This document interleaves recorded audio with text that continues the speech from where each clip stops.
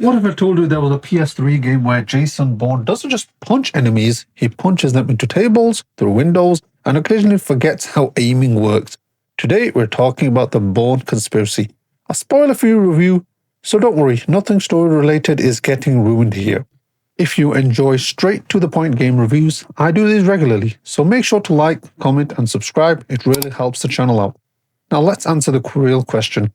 Does this PS3 action game still hold up in 2026? Or is it just a relic of its time? Within the first 10 minutes, the Bourne Conspiracy makes one thing very clear. This game is all about action.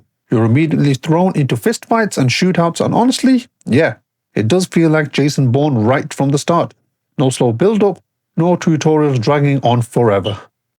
Controls are straightforward, mechanics are explained as you use them first time out, and the pacing is fast. Gunfights quickly turn into brawls, and brawls right back into gunfights. It's rigid, aggressive, and very PS3 era, but it commits to that identity. When it comes to combat and gameplay feel, this is where the game lives or dies. Hand-to-hand combat is impactful, especially when you start holding punches and kicks instead of tapping like a maniac. Although yes, there is a lot of button mashing involved most of the time. Dodging exists, but let's be honest, holding cross or X basically blocks everything, which makes it effective but not exactly thrilling. Where the combat really shines is the environmental finishers. If you're near a table, wall, or window, Bourne will slam enemies straight into it, and honestly, this felt revolutionary back in 2008. I can't think of many games that leaned into this idea the same way at the time. And I cannot even remember any games that leaned into it since then. If you do guys know, then please leave it in the comments. I really appreciate that.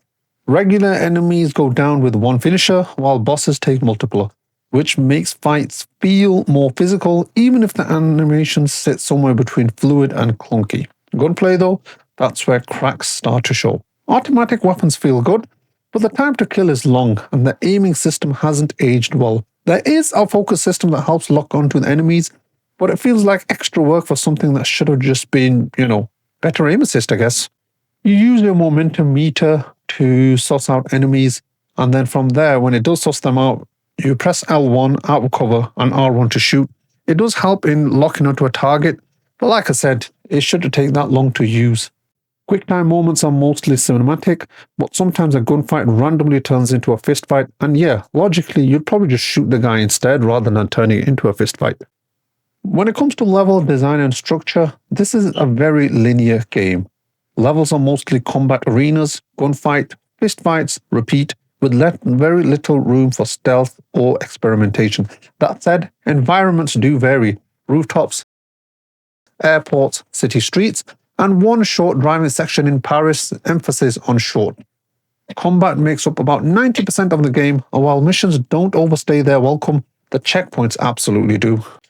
They're placed far enough apart that when you die, it feels like you're replaying half the mission, not because of distance, but because of how long it takes to clear enemies again. I played on Agent difficulty, basically the game's version of medium. Enemy AI is inconsistent to say the least. They're smart enough to use cover, but then they randomly abandon it and walk straight into their own defeat. Not predictable, but not clever either.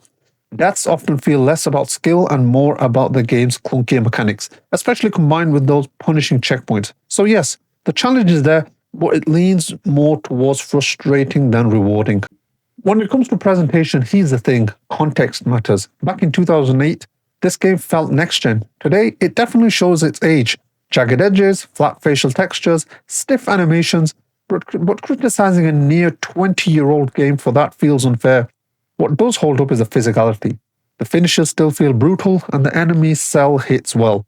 The HUD is clean, the soundtrack fits the spy tone, and the game feels cinematic. Sometimes through cutscenes, sometimes directly through gameplay. So for my final verdict, the Bourne Conspiracy is not a hidden gem for me, it's a relic of its time. IGN gave it a 7.3 at the time, but in 2026, I'd land it closer to a 6.5. If you're a Bourne fan or someone who enjoys linear movie-style action games, there's still something here. A PS3 collector edition? Probably not. Action fans, would they like it? Maybe, if you know what you're getting into. A remake could work, but only with better aiming and smarter checkpoint designs, in my opinion. If you enjoy this review, I do these regularly, so hit like, drop a comment, and subscribe for more. And let me know, would you revisit this game, or is it staying in the past where it belongs?